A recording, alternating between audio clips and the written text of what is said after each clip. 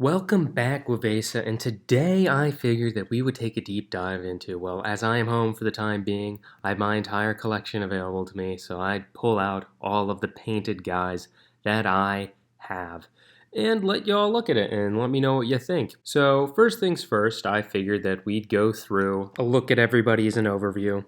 If you wanted numbers, I've got 6 full strike teams, I've got 2 full Pathfinder teams, I've got 1 Breacher team, I've got 2 squads of Vespid, a handful of Krootoxes, all Kitbashed. I got a Riptide, I got a bunch of Crisis-Suits, I've got an Enforcer Commander, I've got a bunch of Kitbashed, ethereals, and a Farsight. So if we get up close and personal, the first ethereal that you'll see will be Anshi.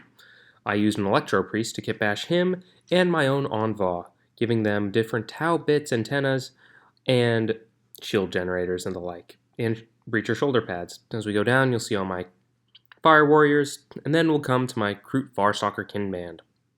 And then you'll see some old metal original Vespids. Very classic. After that, you'll see behind them my Kitbashed Vespids, which I used non-Primaris Space Marines to create, and then added some Breacher helmets and gave them some chopped up Fire Warrior guns. After that, you'll see the Breachers. And next to them, you'll see my first Kitbash ever, the Cadre Fireblade. I wanted to run Farsight enclaves, so when I got the start collecting set for the Tau, the one with the Crisis Suits, the Fire Warriors, and then the Ethereal, I Kitbashed the Ethereal in such a way to make them look like a Cadre, so that I could have a Cadre Fireblade, because the Farsight enclaves don't get along real well with the Ethereals. After that, we've got more Fire Warriors, the basic ones with some missile pods. You'll see another one of my Kitbashed Ethereals from Electro Priest. You'll see some of my Pathfinders, and then we'll move back, and on the left, you'll notice that there is the Farsight Marksman. I know he doesn't have any drones. It's probably because he's just purely Kitbashed as well. I got an old Farsight Marksman. He was like laying down in a probing position, but it doesn't have the gun, so I figured I'd change his position up. I'd give him a Kitbashed little cloak over his head and some binoculars, little vision goggles to see far off. And then a rail rifle, obviously, because he's got like a better plasma gun, and heck, who's being too nitpicky. Next to him, you'll see the stealth suits, and then you'll see my other Kitbashed Ethereal, and this is the one from the start collecting set. I got 2 of them in order to start off. I figured I'd make one of them an Ethereal, just cuz. And this guy, I gave a Power Sword from the Vanguard veterans. He was my initial Anshi that I'd use, because Anshi had a shield generator, so I gave him a shield generator. He's got the fun little shoulder pads. They're actually Crisis Suit little knee pad things that I kitbash and put onto his shoulders to give him the whole more armored and buffed up look. After that, you'll see more of my Fire Warriors, another turret, and then even more Fire Warriors still. I went on a little bit of a kick of I gotta get mass infantry Tau. After that, you'll see the broadsides. I've got 1 missile, I've got 1 rail. The one without the rail, the one with the rail doesn't have their base. I still need to glue it on. I also just acquired a base for him. If you'll notice in between, you'll see what looks like a Guardsman Heavy Weapons team. They're on the broadside base. I figured I'd give him some more barricades to hide behind to simulate like a 2-up save. And he's got a las cannon on it, which is pretty similar to the stats for a rail rifle. So I figured, I'd have a little fun kitbash. I like my auxiliaries. What can I say? The Wavesa are the best. You guys are my Wavesa. You guys are the best. And I even gave him a little antenna to make it so that he was the proper height of what the broadsides are for line of sight, and also for anyone trying to see him.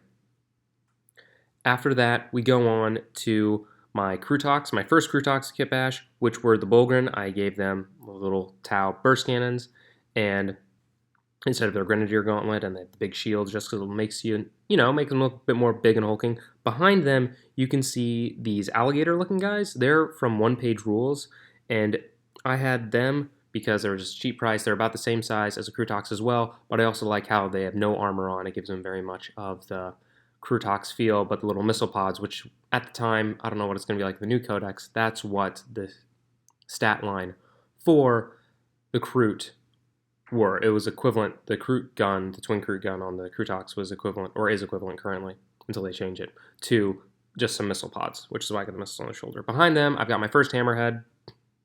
That's Long Strike. I haven't finished him just yet. And then next to that, I've got the Skyray. I know he's all silver.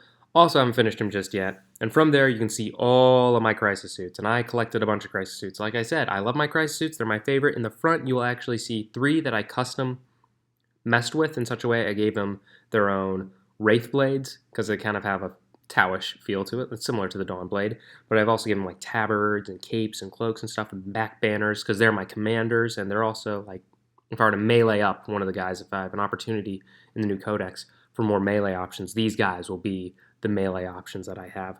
I just love how they look. I customly like use green stuff for everything. If you notice the little shoulder like Tau symbol on each of them, I did green stuff for that. I know it's not the best, but they're my favorite. They're the melee looking ones, and I use them as ambles because you're allowed to ally them in, only non-competitively, of course. But I digress. Definitely one of my prides. The rest of my crisis suits, also big pride because they're not all here because I haven't finished painting them all up, but I had 27. I do have 27, and I made a pure crisis suit list. If you want to hear the story of how that first battle went, feel free to tune in and check that out. It's in one of my other videos. It was a thank you for a certain number of subscribers. I forget which video that was, though, but I digress. Anyways, we continue on, and there is my Commander Farsight.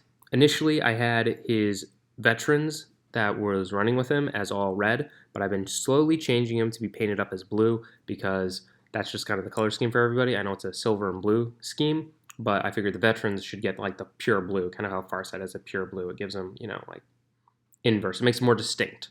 Whereas like this is the elite veteran cadre that runs with Farsight.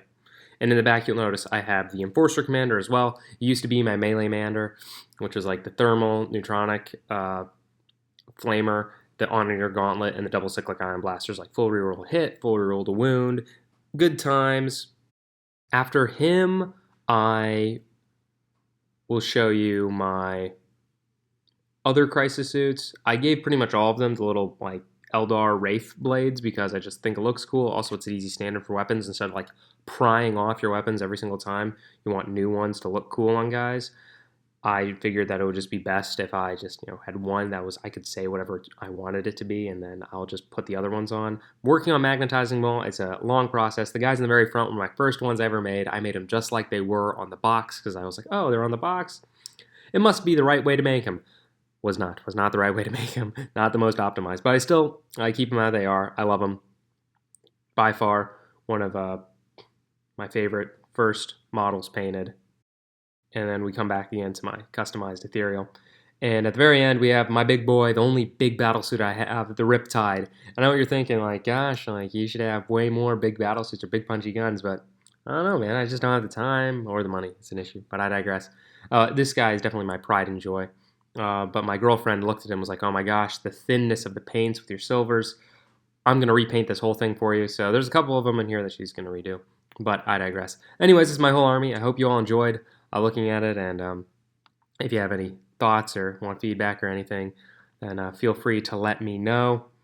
And I hope you all enjoyed. And if you can share what your color scheme for your army is down below, or like how many you have, or like how big it's expanded, or like where you're hoping to go with it. Because I'll let you know right now, I've got a huge pile of shame. It's if you notice anywhere in the video that you can see some of it, it's a little just big gray, like little mass in the back. But let me know if you see it. If not, that's fine as well. But I'd like to thank my patrons for sponsoring this video. The new Vivek, Samger, Ryan Hall, David Palilio, K-Mag, Jonathan Patino, Chris F., Mark, Magnus Therodi, and created by Philip. I hope you all have a good night. Thank you all for watching, and I hope your day goes for the greater good.